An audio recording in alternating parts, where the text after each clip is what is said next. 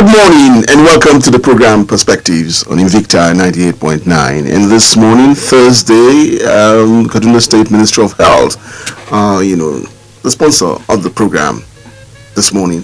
And we're looking at COVID-19, where we are with it at the national space and coming back home in Kaduna State.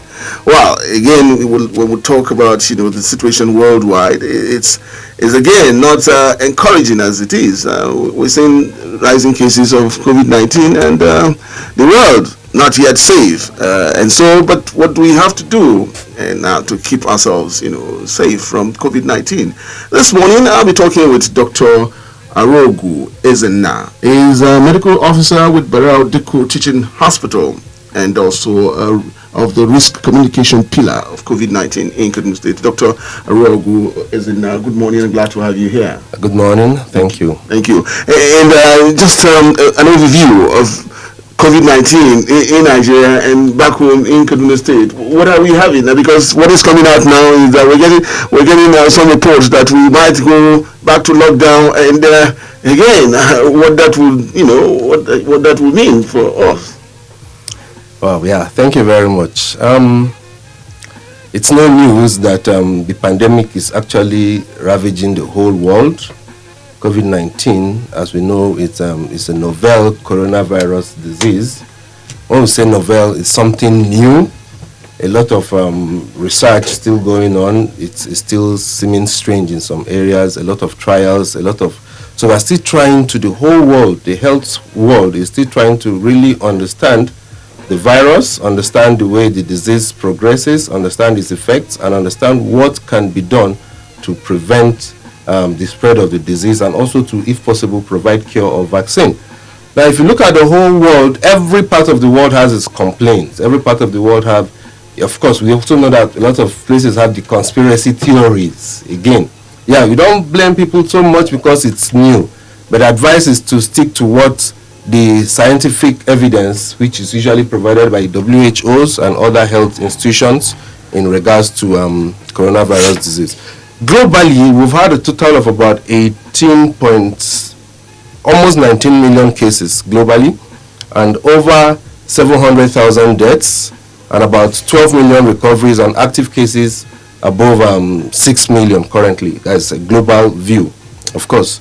In Nigeria, as at yesterday, or let's say this morning, we've had a total of 44,890 cases. About 32,165 have been discharged. Total deaths, 927. Active cases currently in Nigeria, 11,798. Coming down home in Kaduna State, we've had a total of 1,507 cases. Active cases, 198. Discharged cases, we've had 1,297. And total number of recorded deaths in Kaduna State, 12. So if we look at this disease, we could see that comparing to the rate of infection, the rate of deaths might not be as high as that, okay? But the virus is highly infectious, and the problem is that you can't just look at somebody and say you are going to die, you are not going to die, or you are going to survive, okay? So the best way about it is actually prevention. It's overwhelming, and if you look at, of course, you've seen a lot of issues in the United States, and other states some have claimed they have cures, some have claimed they don't have cures and all that. But currently we know that there is no cure, there is no vaccine for now. So the key to curbing the virus is prevention. Prevention, what is prevented is practically, of course, already cured. And you could see the challenges it's had globally. Again, economically, people have lost jobs, people have lost their loved ones. People have lost a whole lot of things, livelihood. People have become sick. Even when lockdowns have been relaxed, it's usually because of the effects of the coronavirus. Of course, you can't continue locking people down. The economy goes shut down. Now, that's why government, in its wisdom, has decided to relax the lockdown in phases. But if you look at it, if the gain of the lockdown, the gain of prevention of the spread of disease is lost, again, of course, the government most likely will not fold its hands and watch people get infected. People are dying across board. May have to instill measures that would help again to curb the spread. So lockdown for now, of course, is not off the table, but if the disease progresses seriously, invariably we all we know that we might get to that stage. We have a situation on our hands there in Kaduna State, and maybe at national level too, that while we talk about the protocols and prevention that to keep ourselves safe, we also have people who would just have left off the guard, and so the risk of it, you want to do what is right, and then the next person wants to do it his own way, and the risk here. Yeah, and that's quite unfortunate. If you look at environments like ours, there's gross, sorry to say, a lot of indiscipline, and in every aspect of life. When you say don't do this, some people, that is what they want to do. Okay, I don't know if it's well, but unfortunately that is the situation we have. Yes, it all state of sincerity. You tell people who are human beings are social in nature, and now you are in a situation whereby you want to make them antisocial, unsocial. It becomes a little difficult. However, you're not going to. Are you going to be social and lose your life or lose your loved ones, or you try to task yourself, take some form of responsibility to constrain yourself from some things, and then while we hope and pray that the cure is found, and of course the spread of the disease stops, so that we can all go back to our normal. Everybody is itchy to go back to your normal life, but with the spread of this we can't do that. Unfortunately, people break rules a lot. Gross indiscipline across board. If you take a drive or a walk through the town, even when government has said this place should be shut, nobody should sell here, markets should be closed, if you see the people that concentrate at various places, makeshift markets or self-made markets for themselves, it's okay, make sure you wear your face mask. What's the benefit? To reduce the risk of transmitting or contracting the infection. But people see face mask as a thing of government policy. They just want to be anti-government or anti-health and just be against the law. Meanwhile, this is actually looking at preventing the infection in yourself. So because we are a lot of indiscipline, I must say, that has made us not to want to do that. And again, some people have a lot of myths and misconceptions about the disease, and that has actually fueled that wrong information flying around in social media. People bring out unverified evidences, so to say, and claim that this doesn't work. You look at sometimes they said there was some drugs that would cure that, some herbal medications. People start pumping themselves with other. People now feel as if they are immune to coronavirus. You remember some of the videos where people wash their hands in bowls and drink the water and all that. So this misconception, again, sometimes our culture, again, you get either in settings of cultural activities or even religious activities, people tend to conglomerate, people gather.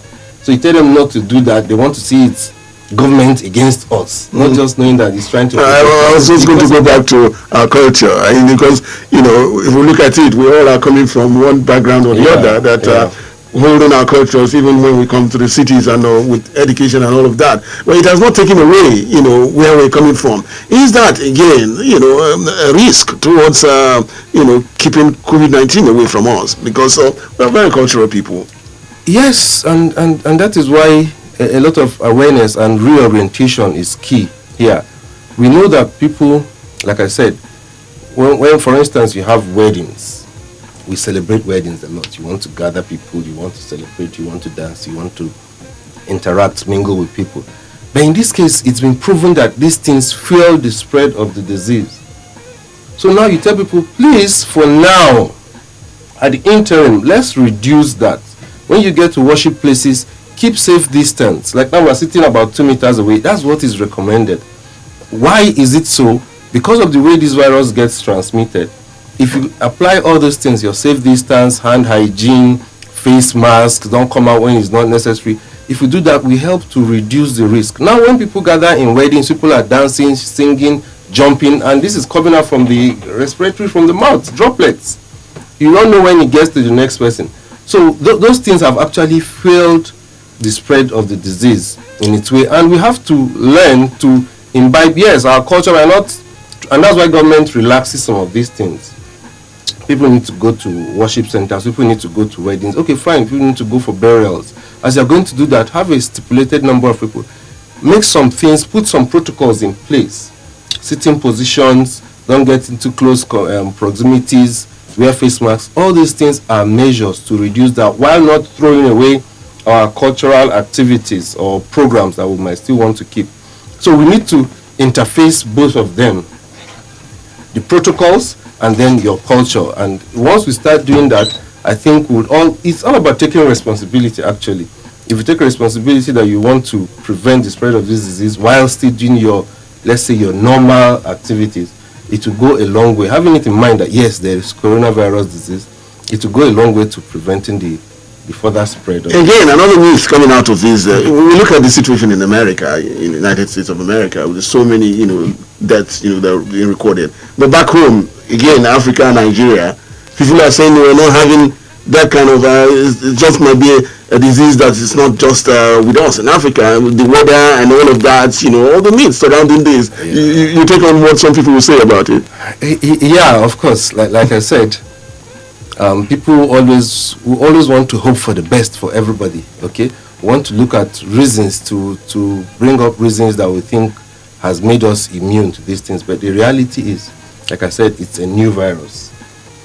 Now, it's practically all over the world. So it's not respect of race, it's not respect of your climate, your season, whether the weather is hot, America is cold and all that. It does not respect that. However, a lot of studies are also looking at the infective rates, the infectivity in various climes as compared to others. We said, if you look at Europe and other developed countries, it seems the rate of infection is high as compared to other climes like in our side, Africa, West Africa and all that. But again, the question is, have we done as much tests as they have done? Remember, this disease, some people could have it and have no symptoms and eventually recover themselves. So if they are not tested, they are not captured. So, but in places where they are doing voluntary testing, everybody is being tested. Even those that would not have symptoms, that may not even need to get to the hospital, eventually will be counted as positive cases. But in these other sites where we may not have resources enough to test everybody, okay, we may not be able to pick that. And again, developed climes are better organized in data capturing and reportage of cases. A whole lot of things work better there. Okay, yes, we are also working on that, improving on that. But again, we might have missed some, in the sense that some people get sick, they don't go to the hospital. They stay at home. Some treat themselves at home, and when they die, a lot of reasons are deduced to be the cause of death. It's somebody from the village that did this, or he's had this problem before, he's had this, that, and that's what made him die. So such things are not even reported. Some instances they are buried without even. If you remember the case of one of the northern states in the past, and they had a lot of deaths, and they said mysterious deaths. Okay, they had to do a retrospective study to look at, probably based on verbal autopsy and all those, to find out what really killed those people. Okay, at the end of the day, you might not be able to say this is actually what killed them, this is not what killed them. So those data, assuming they were positive, assuming the data might have been lost because they were not diagnosed. And the key thing, all these cases you see us counting are cases that have been tested and confirmed to be positive. Lab testing that said this person had COVID. So if somebody comes in, has the symptoms, and eventually dies and was never tested, sample was not taken, that person cannot be reported as a coronavirus death, okay? But that might have been a coronavirus death. So looking at all that, and again, some studies, some people are looking at some of maybe immunizations we've had in the past, if it's had any effect to confer us some protection against this coronavirus. So all those things are areas being evaluated. Okay, once they have all those proof, evidence, the thing about it is evidence. Once the evidence confirms that yes, because we had so and so vaccinations, and so that has helped us to reduce the rate of infection amongst us, it of course that would be published appropriately. Okay, but for now, they're still studying. Yes, it might seem that maybe we might not have as much cases as they have, reasons unknown yet. Okay, they are still being checked. Okay, when we're able to confirm that, okay, yes, truly, maybe because we are in this part of the world, we've had this exposure to this and that has provided some immunity, Once they confirm that, it will be, of course, published. Well, the United States, talking about second round of palliatives, that they are into it now, and we're looking at back home here. If we have to go on another lockdown, we saw what happened in the first round of it. How some people will say was not done well, was not properly administered. But if we have to go for another lockdown, and you experience of the first time with palliatives, can we say that yes, we can be ready? We can be ready for second round of palliatives. Oh wow. Oh well. Yeah, the effects of coronavirus disease are plenty. The economic crunch, it's much. Palliatives is not so. Like I said, those countries are rich. Okay, they have the funds. They are well organized. They can identify their citizens and attend to them one after the other. In our own settings, the government tries its best, okay, and they are the ones that organize the palliatives. Of course, people had their issues, complaints about the previous palliatives. But if you look at the economy of course, oil came down, prices came down. So the government actually had a lot of setback on its side. But again, they still try to disburse some palliatives. Ordinarily, from experience in the last one, we know it wasn't even easy for the government. It wasn't even easy for the citizens, the recipients. So having to have that experience again, of course, I'm not speaking for the government. I don't know how it's going to be, but I think, of course, it's going to be as difficult as the first one, if not even more difficult. Well, again, from experience, we're talking about prevention here. That's the focus of what we're doing today. So, prevention, we know that the protocols that have been put in place are all part of prevention. What's, your emphasis on what the preventive measures that we have to take against COVID-19? Okay. First of all, if you remember the way it is spread, it's usually the virus gets attached to droplets from the patient who is positive. And when he speaks or coughs or sneezes, so it comes out of the mouth or the respiratory system, comes in the droplets, and then if it gets to another person and gets into his respiratory system, primarily, when I mean nose and the mouth, that person becomes infected. Okay, so we look at the fact that there has to be a source that can transmit it to somebody else, and there has to be a medium. So that medium is through the droplets, and it gets into this other person's side. So which other routes does it get to? If I'm sitting close to you and I'm infected and I'm talking, of course, as humans, sometimes some saliva and all that, you might not even seek with the hospital, and those droplets have it.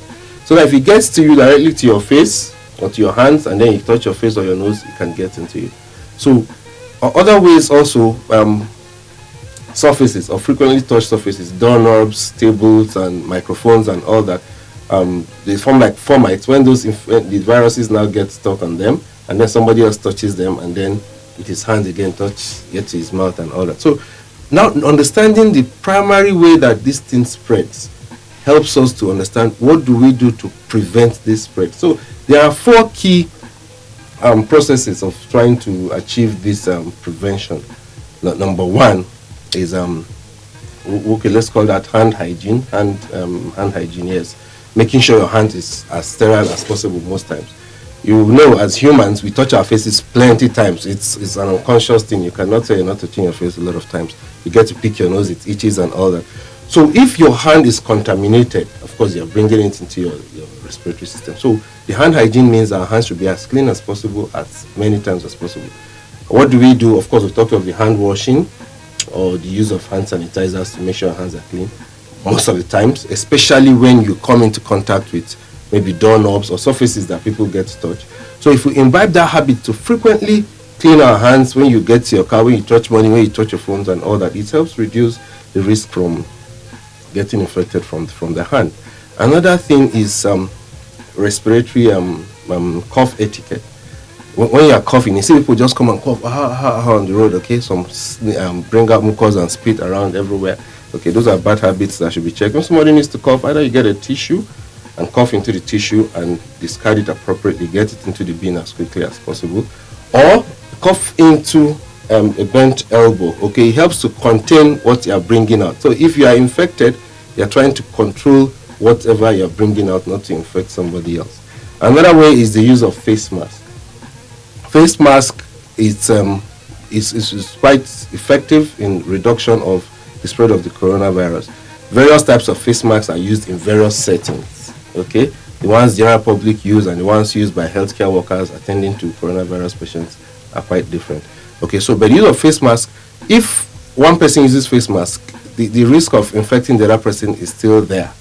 Okay, so everybody use face mask so that the person who is infected is able to contain his own droplets.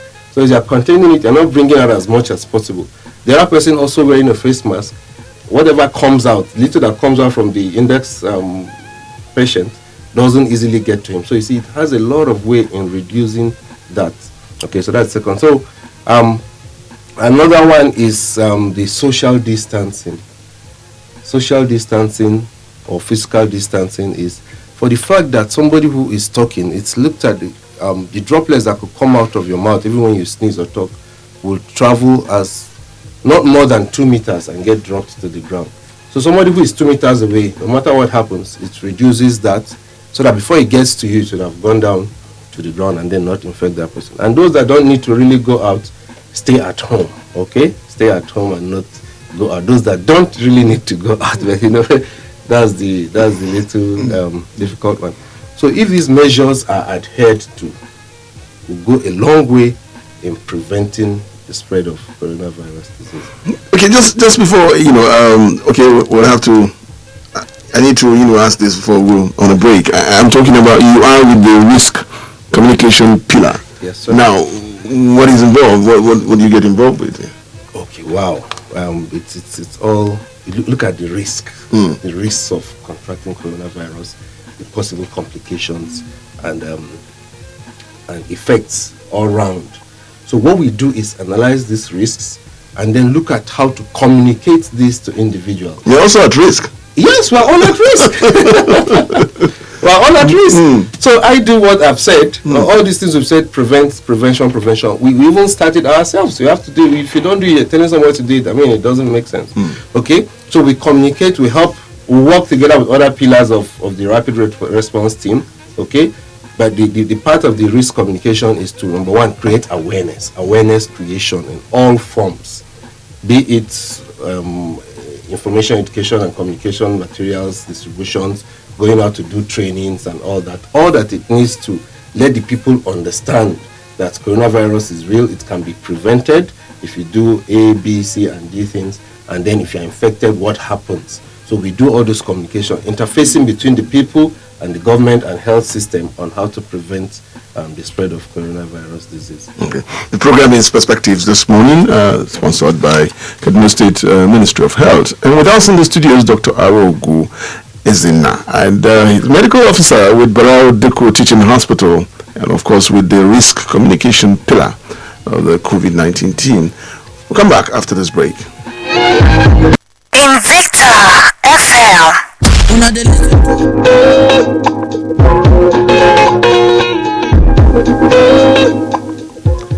Welcome back as the program Perspectives this morning, and we're looking at prevention, how to keep ourselves safe from COVID-19. It's just taking its toll on the world and of course countries of the world. And with us in the studio this morning, Dr. Aruogu Ezinna, medical officer with Aruogu Teaching Hospital and with the risk communication pillar of COVID-19 in Kaduna State. Okay, doctor, we have to go back to what we have, the metropolis. We're talking about a place like Kaduna North. And what is coming out of this area is that COVID-19 may just be, spreading around. And so, talking about prevention that we're doing, what about the suburbs and neighbors around this area? Well, yeah, it's true. If you look at it again globally, some countries have had high rates of infections. So that's how it also comes down to continents. You look at Africa, some countries have higher than the others. Come down to Nigeria, some states, Lagos has the highest, and then come down to Kaduna, some parts, of course, some local governments. So there could be a lot of factors could be responsible for that. Factors that could include the population density, okay, then the attitude of the people generally around those areas, and then the awareness being created. Are they actually informed about this? Are they actually informed about what they are supposed to do, or are they just going about ignorantly putting themselves at risk?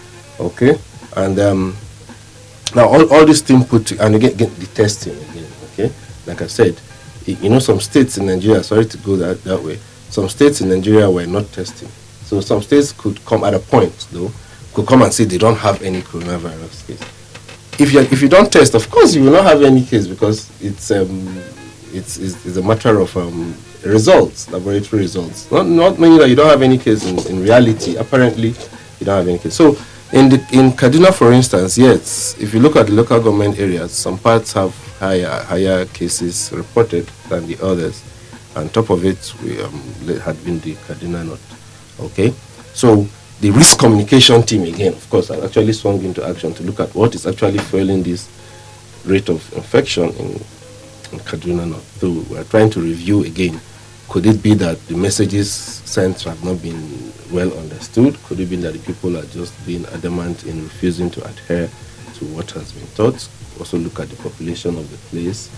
Look at activities. Do they have cultural activities in that place? What are the youths engaged in? What are the people, the leaders, traditional community leaders, what are they doing to prevent, to help practice the protocols that have been put out to prevent or reduce the risk of infection? Yes, of course, people come from, just like this all started in China, but now we have it in Kaduna State. So people actually move. Social beings, we move from one part to the other, and people get to mingle and mix with people from all these places. So yes, it's a risk. It's a potential risk to the whole state. Kaduna North is a vibrant area. It has a lot of activities going on, companies and employment for civil servants, markets and all that. So people actually get to mix there. So the fact that we have it a lot there is a cause of concern, and a wake-up call to all members of the team, not just the risk communication, surveillance and all that, okay, to look at what is really happening there. Why are we having so much cases there? Okay, and again, testing, uptake of testing in other parts are also coming up, okay, so that it doesn't seem as if maybe a lot of people who were tested there and then other parts were not tested, but testing is continuing in other parts also to see how much they have. But for now, even without the testing, people that report sick to the hospital, even where testings have not been done, people get to the hospital with complaints of illness, and then when the healthcare workers see them and have suspicion of COVID, they are actually appropriately referred. So in Kaduna North, with whether testing or not testing, there have been cases that come present to hospitals and cases that have been found while doing the community testing. And then the uptake of testing, when you go and do awareness creation and health education of people, it now lies on the individuals to come and volunteer. Okay, yes, I want to be tested. Okay, so all those put together could have contributed to the number of that. But the number being high is a cause of worry to the government, to the healthcare and team, and they are working tirelessly to recreate awareness in those areas, and then try to also monitor, not just creating awareness. There are some teams that go to monitor activities, churches, mosques, markets. What are they? Are they actually living according to the protocols? And again, of course, the government also, law enforcement agencies also have their own parts. When people, of course, we've had mobile courts around, okay, and then people that flaunt rules could also be arrested. So all these things are actually being put together to see how this spread in Kaduna North is curtailed as much as possible. What about this group of people, citizens now, who damn the consequences and who might just feel that I don't have anything to lose, keeping the protocols and not keeping, it's just a way of so what, and then they move around and they, all what has to be observed are not, in place for them, because what do I have to lose? And that's talking about, one would say again on the bottom ladder here that, just what am I living for? Those people. Yes, so awareness creation, counseling is what we'll have to do. It's unfortunate again. A lot of things coming from the part of the world we are, and what people have gone through. You see, some people actually feed on from hand to mouth every day. Okay, when the lockdown was there, cobblers, artisans could not go out to work. So when they're at home and they've not gotten palliatives, well, the human nature, you would like, instead of this to kill you, you like the other way. So those things are part of the things that actually, yes, fuel the reckless disregard to the protocol amongst some class of individuals. But that is why the government is trying to see how it can. That's why palliatives come in. Government tries to relax. Even the relaxation of the lockdown was, as I said, based on economic issues. Remember when the lockdown was relaxed, our rates were still high. Okay, it is because they're trying to consider how do you win in a win-win situation whereby somebody is not absolutely deprived of getting his daily income. But again, what we're saying is, as they go out to do these things, the responsibility lies on that individual. But why it's a danger to the general population is this individual that decides to be reckless might actually get infected and is asymptomatic. He will now come and infect somebody else who has been trying his best to prevent himself from getting infected. And that person has maybe some underlying diseases or the extremes of age, and then that kills this other person. So that's why it's a big problem. Even that individual that thinks, what is he living for? It's not just for himself. So the responsibility also to look out for other people, his other loved ones, friends, and all that. So, but the key is that people need to understand the effect of this. Number one, it's not a death sentence. It's just about 1 or 2% of people that get infected that die. If you look at it, Nigeria 44,000, we've lost 927. Yes, so, of course, with all due respect, even one person that dies is a serious thing. Nobody wants to lose anybody. But again, looking at it that way, such people need to understand why they need to help in this fight against the spread and infection and problems or troubles caused by coronavirus. Now, the government will now come in, and other NGOs, not just government, NGOs, good-spirited individuals, have gone out to even issue palliatives to people. Even when you say wear face masks, at the point people say they didn't have face masks, government even printed and distributed face masks. People give out to their friends and all that. Yes, it's difficult in all round. There's no gainsaying about that. But people need to be educated more. The radio stations, TV stations, the education continues. And once we're able to get this right, life would go back to near normal again. Another thing that's been added to, prevention too, again, is about diet, eat, well, and again, I question that, again, by saying, just, why are we talking about diet now, when everyone, some people just be about, it's just about survival, put something in, doesn't matter whether that's been put into some of this. Yeah, but with or without coronavirus, good healthy eating is important. Whether we have coronavirus or don't have coronavirus, people should learn to eat healthy. And why again I have my reserves about people's complaints about eating well. Majority of people, let's say the lower class, so to say, are farmers.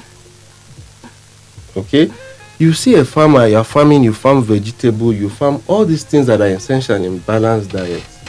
So they get these things produced. They are producers of these things. Take it to the market, just like somebody you produce chicken, you go and sell it in the market, come back and buy egg.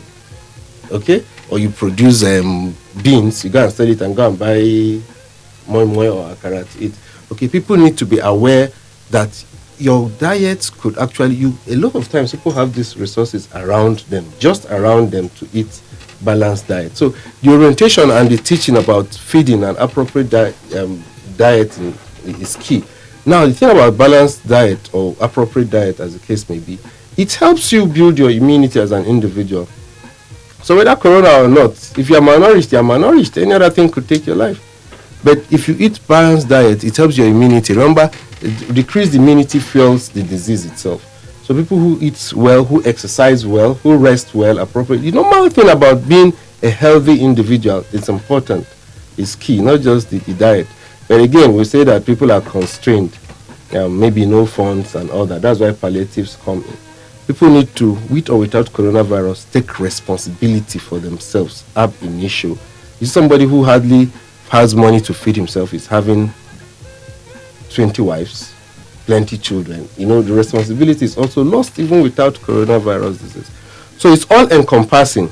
Your life as an individual, you need to be healthy primarily. Okay. Now with coronavirus or any other immunosuppressive disease or thing that comes in, if you are not well built, your system is depleted in some areas, you're just giving free access to any of those infections to come and ravage your system as a whole. Programmer's perspectives this morning, and we are looking at COVID-19 and, of course, how to prevent ourselves from it. And Dr. Aruogu Ezinna, of the medical officer with Aruogu Teaching Hospital, sharing thoughts with us this morning. Time we come to you. Let's get to hear you on the situation around you and what again you think can help keep us safe from coronavirus. Numbers to call 081 40,000 989, 081 40,000 989, or 070 87 800 989, 070 87 800 989. Taking your calls now. Hello, good morning. Good morning. Good morning. Your name and where you're calling from? I'm Anton. Please come with the name again. Okay, still with your calls. Hello, good morning.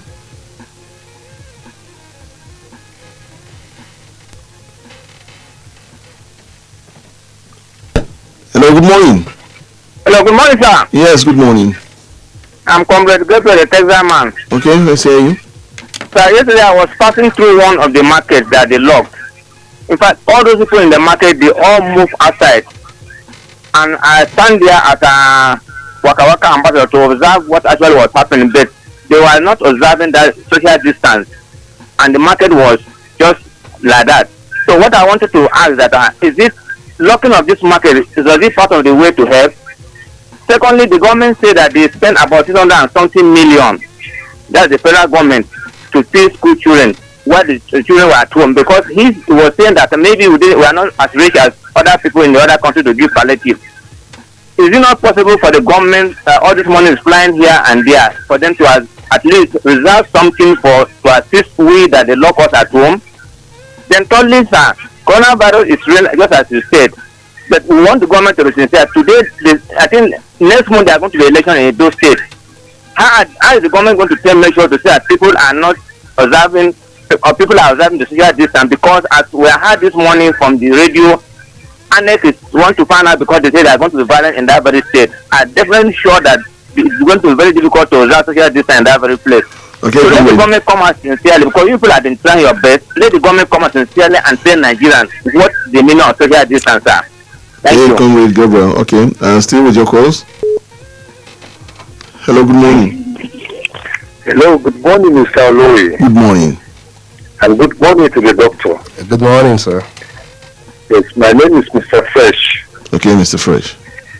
Yes, talking about the situation we find ourselves today, why is it that the government will give order today on how to lock down people, and once that thing is necessary in them tomorrow, they will turn deaf ears to such a situation?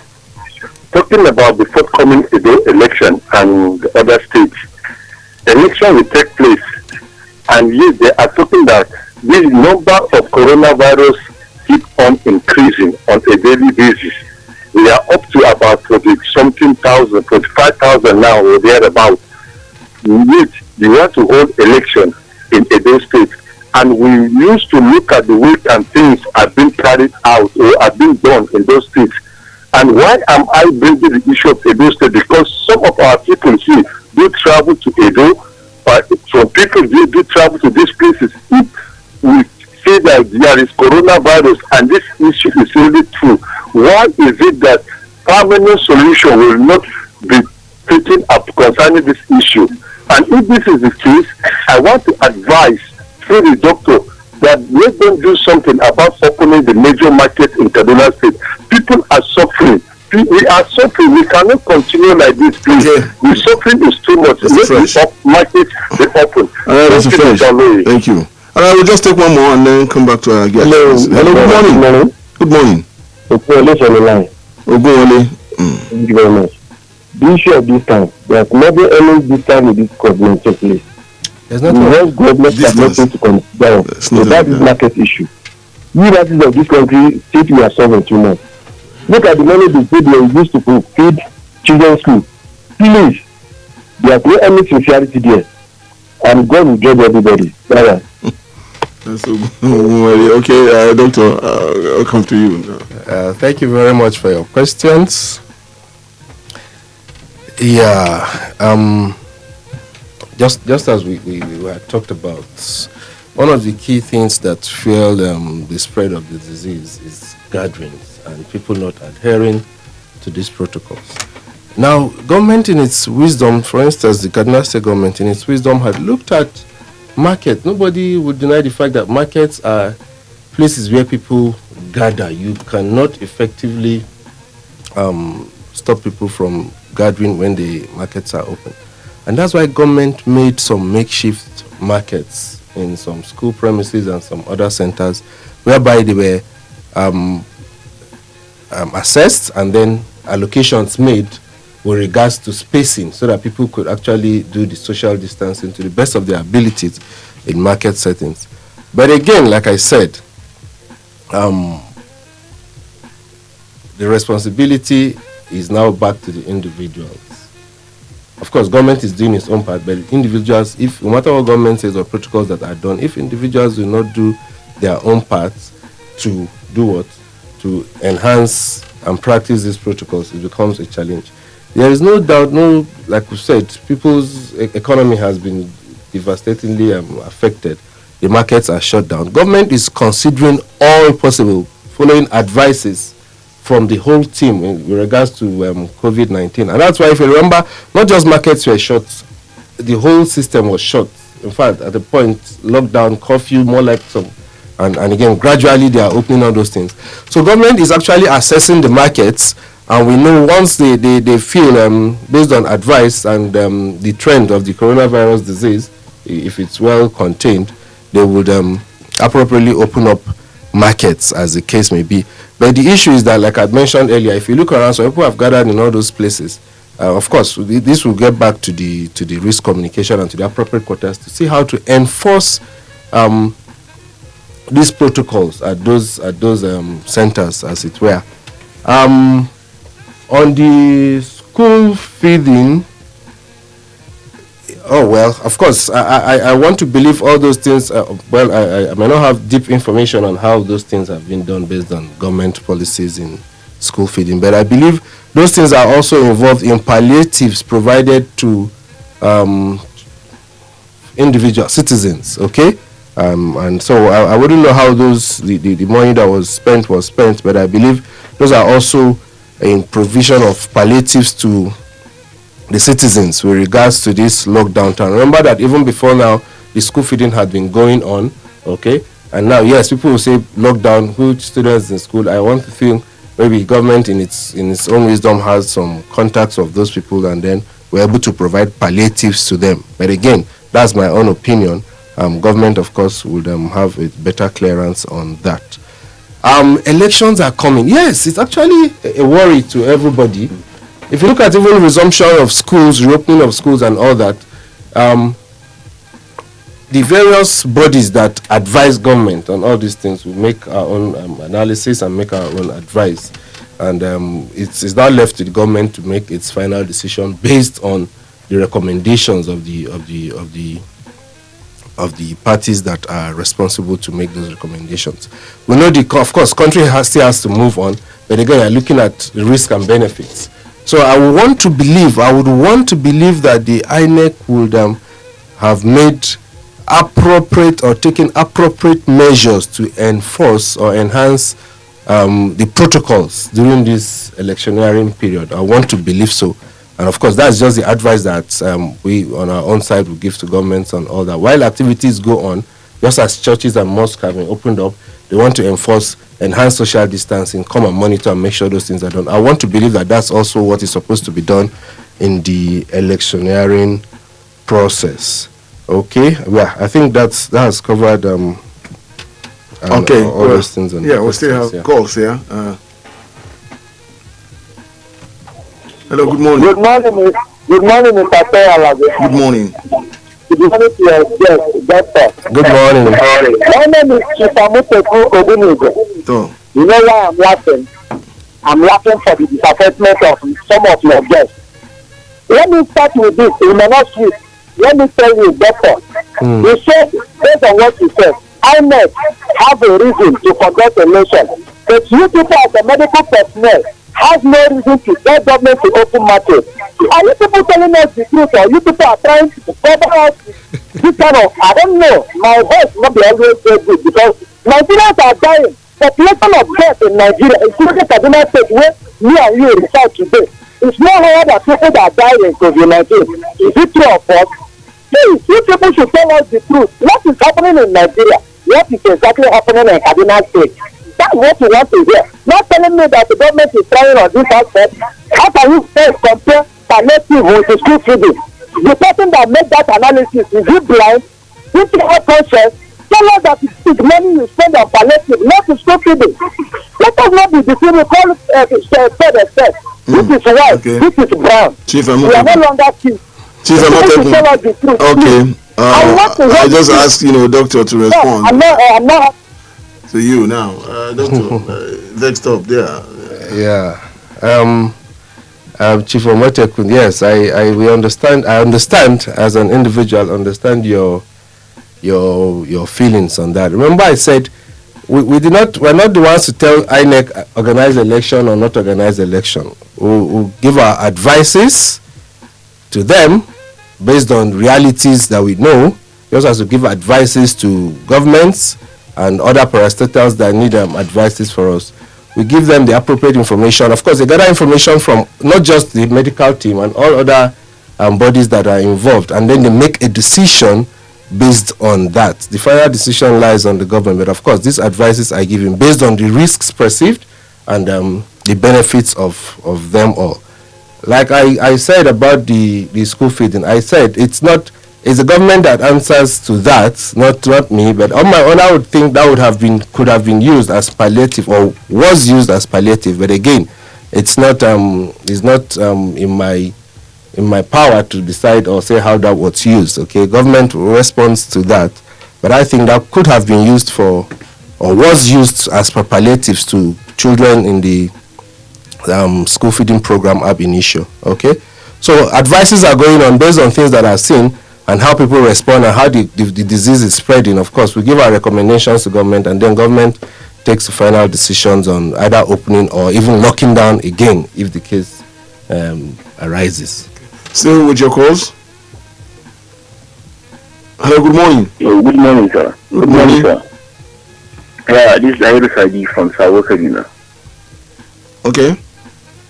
Yeah, I want to speak to the guests that please don't speak of what you are not sure of. For example, the issue of feeding program, you are assuming, and don't assume, and because it icks some of us, we are seeing something that is clearly misconstrued and was not true that it ever happened, because we are the indicators, we are the last people in the society, we are the one who can even say for government to record that this thing took place. In my society community, which spans all through my local government, there was no palliative given to a child in the name of school feeding. So please don't you please don't get it wrong. The doctor was not making a blanket statement, on that. For some areas, I understand, sir, but he is making a statement for an organization that maybe he doesn't have facts about. Me, I have the facts that it never happened. That's why I'm saying so. Doctor, that is by the way. Then secondly, on the issue of the advice that we are giving to government on, please, I think if we are giving, we should try to balance it. Have we ever thought of the product in the marketplaces that are being expiring and that are being that have just been wasted at this long span of period of time? How many minutes or hours are we spending in the market that we want to be locking down? At most, we cannot spend more than 12 hours in the market. Okay. The market You'd rather we have the market open, right? You would rather Yes, have the sir. markets opened? I would, sir. I would, because the losses is even more than what is COVID-19 loss side by side to economic loss, side by side Maybe to life. you're probably not saying what Thank you, the sir. experts are saying. Doctor, Yes, sir. let's respond to that. Yeah. All right, thank you very much. Okay. Like I said, again, I do not have, as you correctly said, I do not have the facts. I just gave my own opinion, not speaking for government on the school feeding expenses, as it were. Okay. So that's that about that. Now for the markets, like I've said, all options are being considered in completely opening up of the state as a whole. Okay. All options are being considered. These things are considered daily. Reports, analysis are being made daily, on daily basis, to see how these things can be done to open up the country and the state, particularly. His Excellency, the Governor, has been on his toes trying to see how even the markets and the whole sector of the state gets open. But again, like I said, if the disease continues rising, just as you've heard, if it's not working, if what we have now is not working, we might be forced to re-strategize again, and that re-strategization might also mean locking down and starting off again. The markets are very key. He understands that, and then of course nobody wants no government would want its citizen to lose its products, okay, its source of income based on lockdown that might seem not to be working. But it's actually looking at all those things and looking at all the areas whereby markets are reopened, the whole state is reopened, and people are remaining healthy with the virus being contained. Dr. Aruogu, Ezinna, thank you for coming to our studios this You're morning. welcome, sir. Thank you very much. And that will just be about the size of it on Perspectives today. And attention was on prevention, how to keep ourselves safe from this pandemic. I'd like to thank our sponsor, the Kaduna State Ministry of Health, for giving us the opportunity to air this program. I'd like to thank my colleague, too, Highness, for getting us across to you, and, of course, Wisdom for putting us in the pictures. We'll come back with Perspectives tomorrow. Good morning.